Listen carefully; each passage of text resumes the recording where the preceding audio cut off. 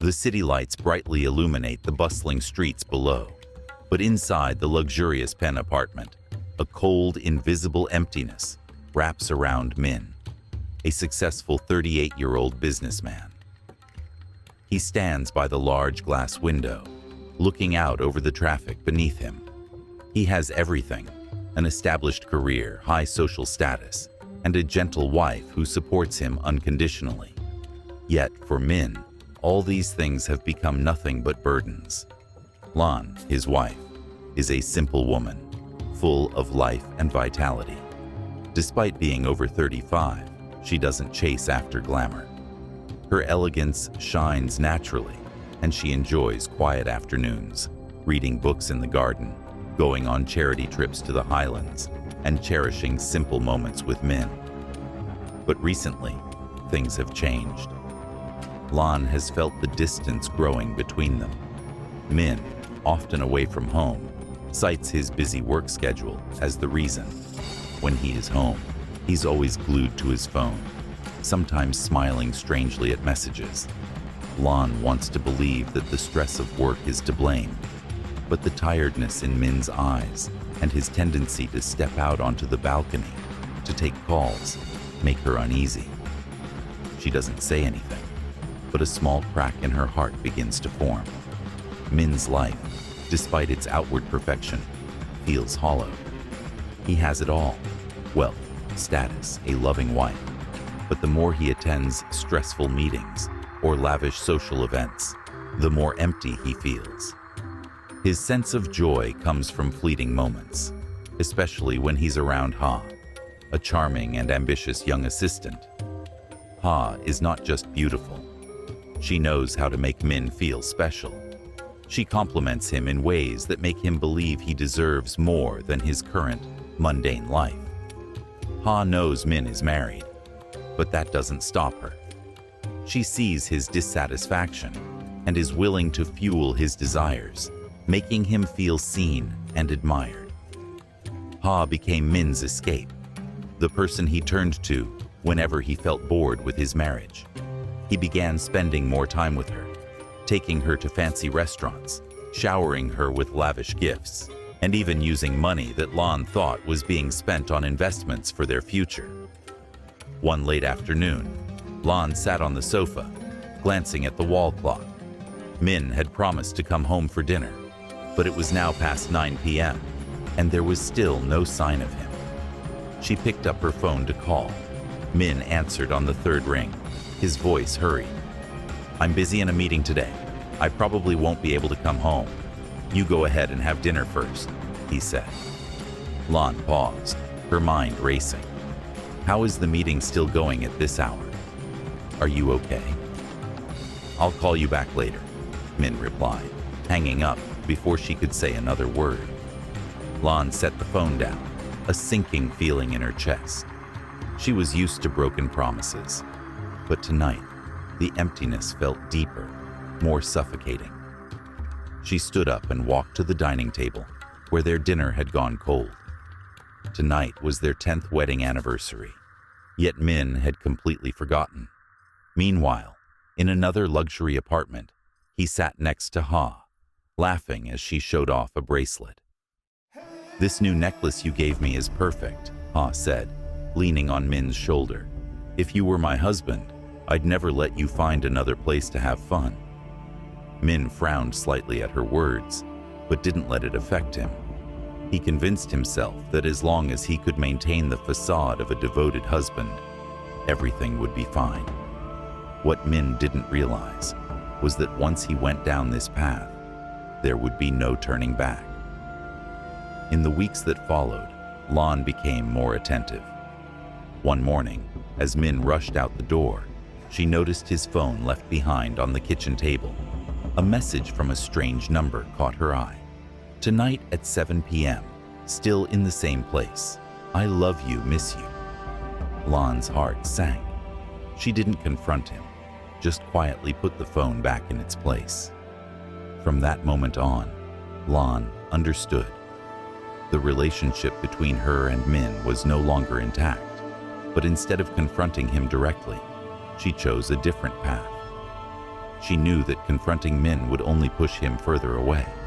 Instead, she began to silently prepare herself, not to save their broken marriage, but for the truth to come to light. Justice would come at the right time. The darkness of betrayal had cast a heavy shadow over Lan's life. Yet despite the weight of it all, she knew she wouldn't let it consume her.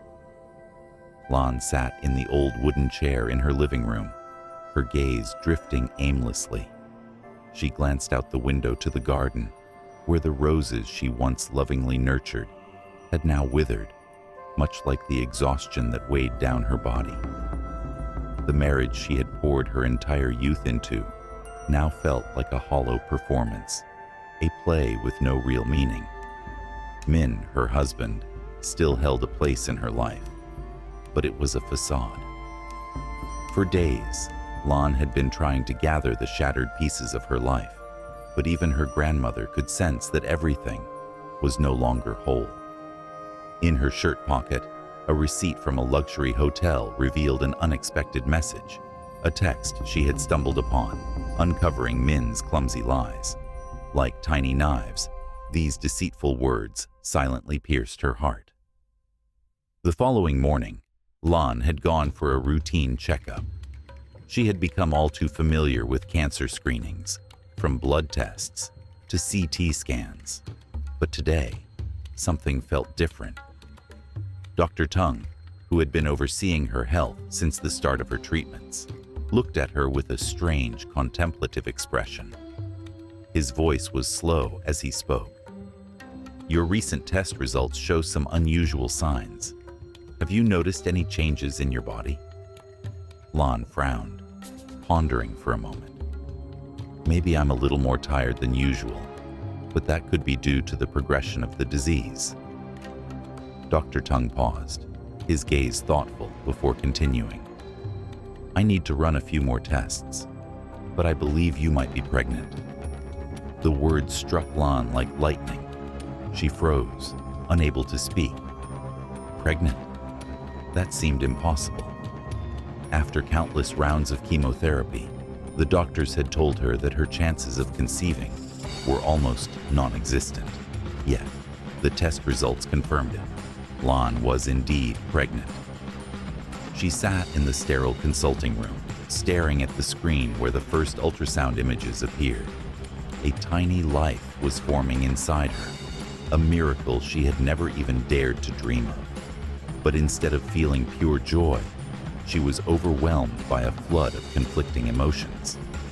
Dr. Tung's voice broke the silence. His eyes were soft, but serious. "Given your condition, carrying this pregnancy is extremely dangerous."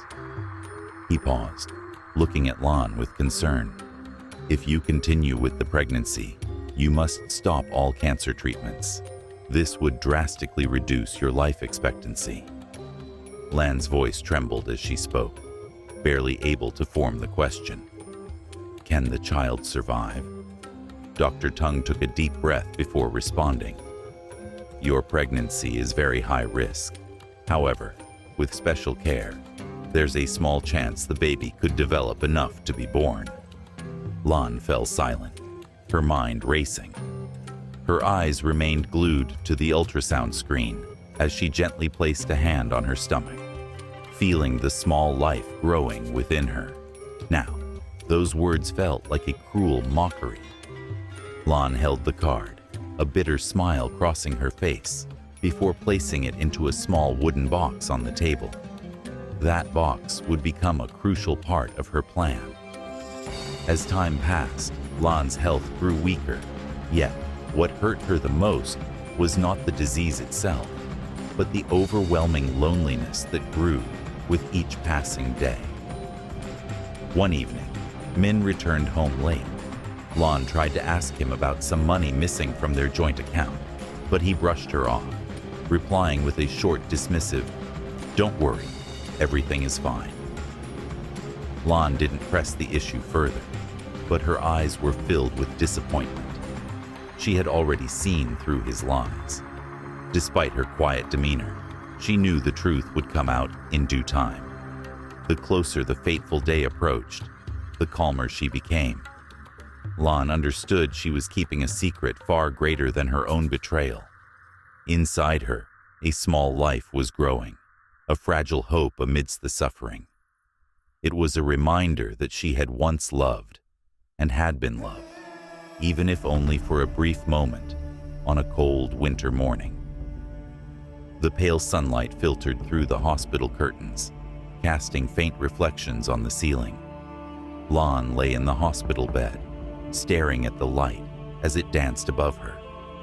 Her health was rapidly deteriorating, but the resolve in her eyes remained sharp, gleaming with an understanding that no one but her could comprehend.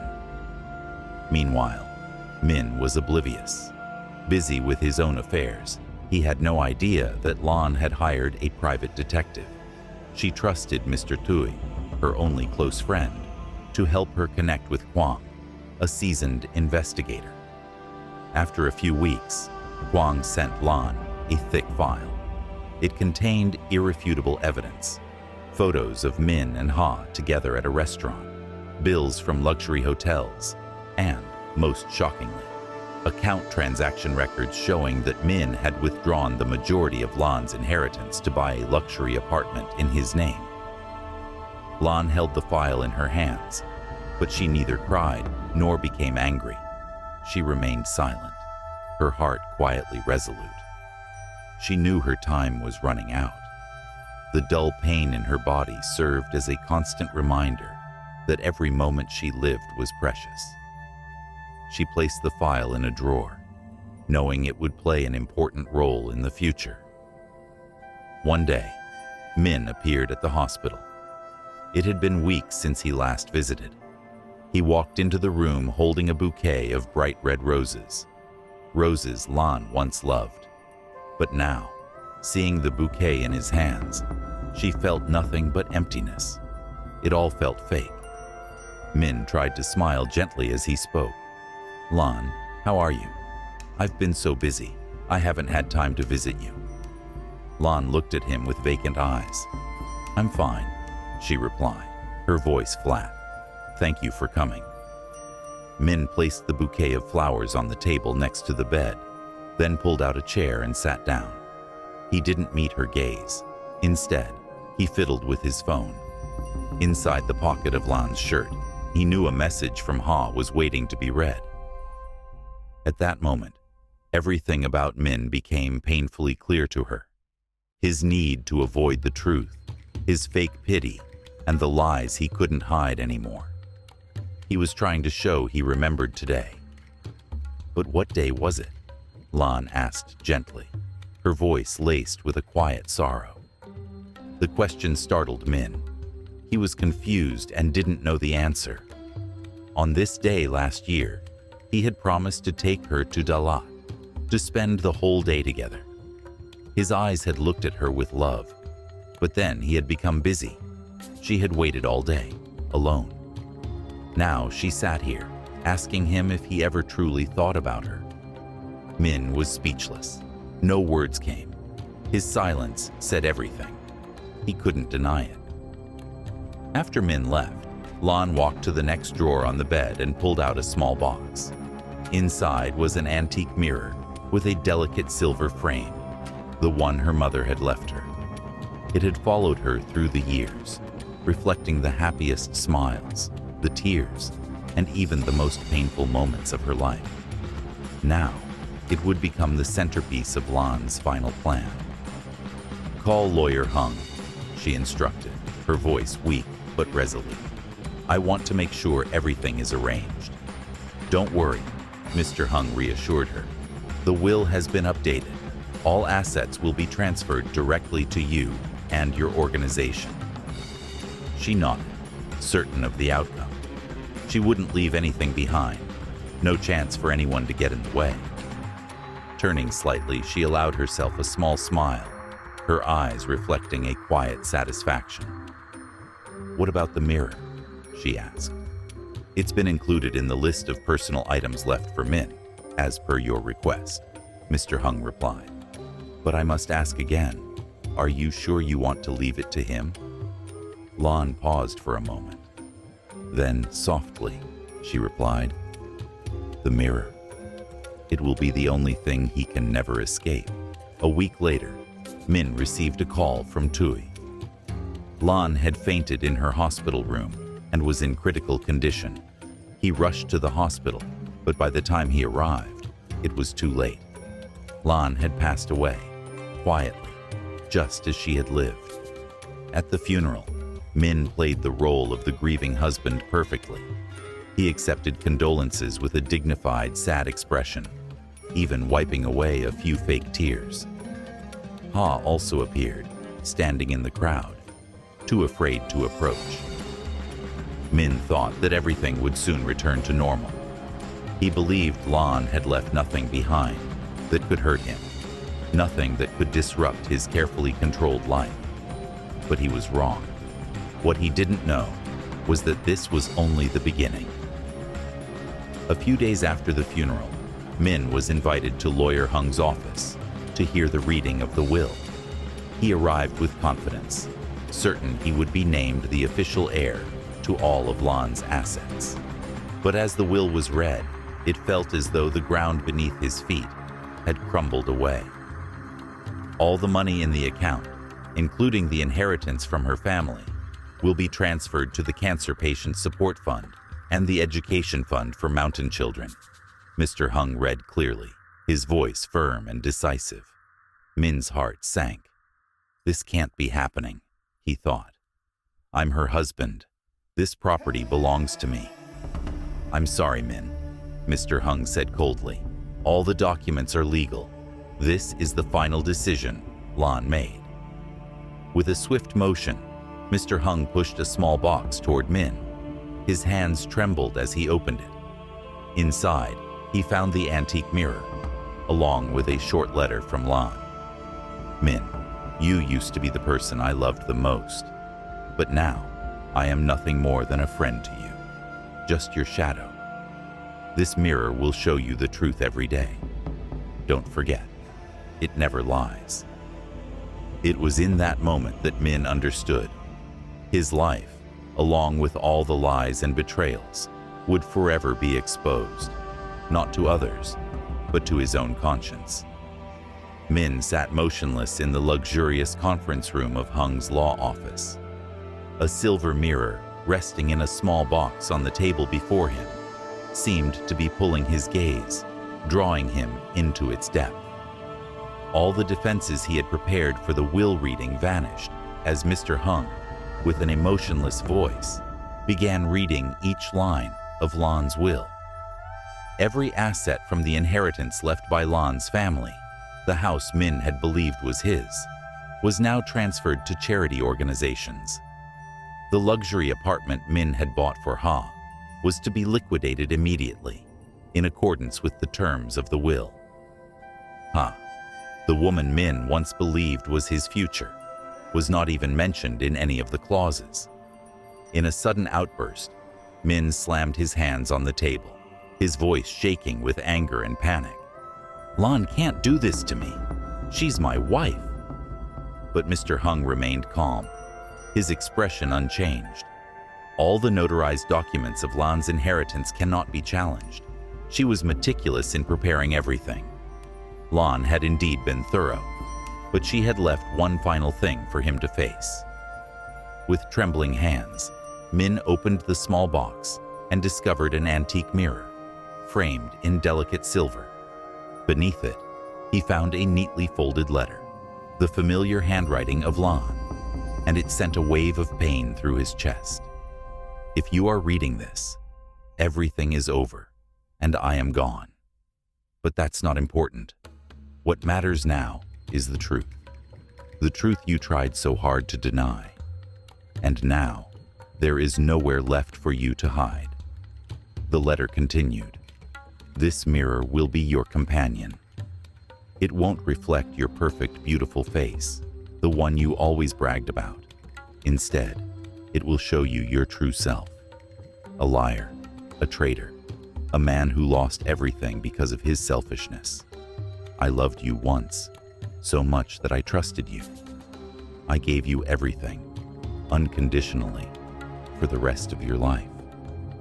But you turned that love into betrayal, into loss, and into an irreversible ending. I leave this mirror to you, not to torment you, but to help you face the truth every day, every hour. When you look into it and see your true self, it's not for you to forgive. It's for me to learn not to forgive myself. The words in the letter were like knives, stabbing deep into Min's heart. He dropped the letter onto the table and stared at it, still lying there quietly but brimming with strength, as if it were waiting for him to open it, to see what Lon wanted him to see. Later, back in the luxury apartment, the one that would be sealed in just a few days, Min found Ha standing in the middle of the living room. Her face was full of anger.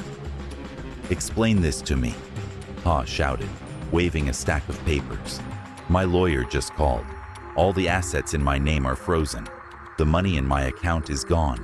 Please, tell me this is a misunderstanding." Min didn't answer. He simply sat down in a chair, holding the mirror in his hands. Lon's letter had disappeared, but he didn't have the strength to make up any more lies. Ha grabbed the letter from Min's hands and read it aloud. A bitter smirk spread across her face. "It's so funny, Min.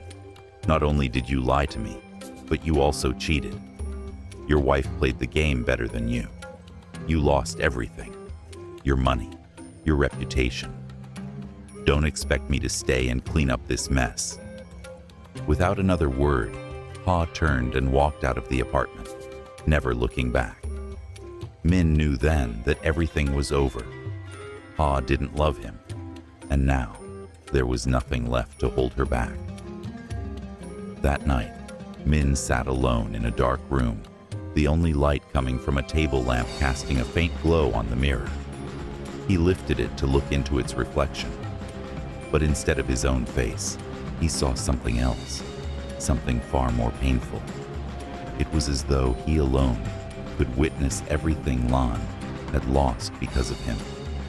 The days she had spent alone in the hospital, her disappointed eyes when he refused to come home, the unborn child he never knew about. For the first time in years, Min felt exposed, naked, not before the world, but before himself. No pretense, no excuses, only the raw truth remained. He had destroyed his life with his own hands. A few days after the apartment was sealed, Min left everything behind and moved to a small room abroad. "The only place I can afford is the mirror that hangs on the wall opposite my bed. Every morning when I wake up, and every night before I go to sleep, I look at it. I no longer see my handsome face. I'm alone now, but the man I see is a stranger, a reflection of someone who's lost everything.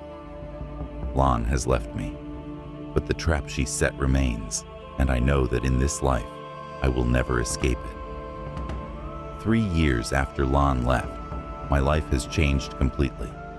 The man who once lived in a luxurious apartment with a prestigious status is now just another office worker, living in a small rented room on the outskirts of Hanoi. The mirror Lon left behind still hangs on the opposite wall. Every day, my bed becomes a constant reminder of my mistakes. Every morning, I wake up, look in the mirror, and face myself, the man who spent years living in selfish deception. Now, it's clear to me. I'm no longer trying to justify myself. The mirror has become a place for reflection. I started spending most of my free time at a cancer patient support center, which had received a large portion of land's inheritance.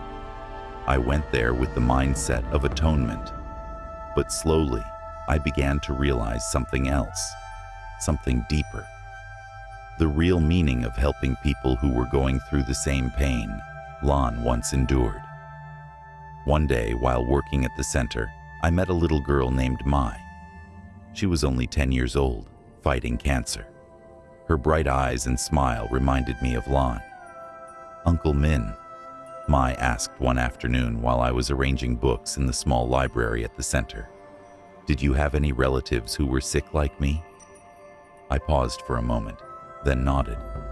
Yes, there was a very important person to me. Can that person overcome it? She asked, her eyes filled with hope. I smiled sadly. She was very strong, but she didn't make it. But she left behind a lot of good things for people like you. Mai tilted her head curiously. Like me? I nodded with a sense of relief. Yes, she wanted people like you to get the best care. That afternoon, as I sat in the library, I turned over Lan's diary, which I still carried with me. Her final words always stirred something deep inside me. Min, if one day you read these lines again, remember this. Love is not about distant promises, but about small actions. Love is staying when others need you the most. Forgiveness is about building, about living fully for others. I love you, and I may have forgotten that, but I believe that one day you will remember. I felt the weight of her words, but also a flicker of hope. Then, one evening, I received a surprising call from Lan's best friend, Tui. After all these years, she had somewhat stopped being angry with me. Min, Tui said on the phone, next week marks the 3rd anniversary of the opening of the Lan Huang Center. They want you to speak. I hesitated for a moment before responding. I'm not sure I want to, but I think Lan would want me to. The day of the ceremony arrived. I stood before an audience of patients, their families, and a team of doctors. I began to speak about Lan, the woman I once loved, but also betrayed. Lan was the strongest woman I ever knew, I said, my voice trembling.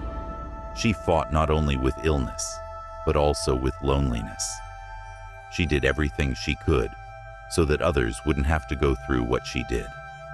I hurt her with unforgivable mistakes, but she turned her pain into something beautiful. This center is proof of that.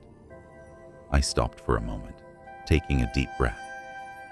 She left me a mirror, not so I could see my face, but so I could see my true self.